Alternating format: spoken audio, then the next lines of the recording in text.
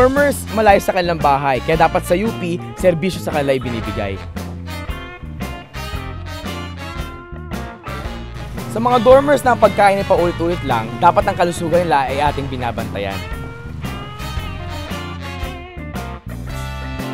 Ngayong taon, ang UP ay ginawa nating safe place for LGBT.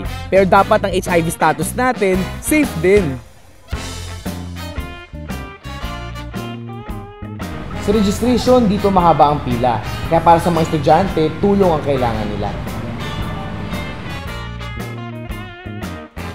Ngayong taon, ang handog natin ay isang mas service-oriented na League of College Councils.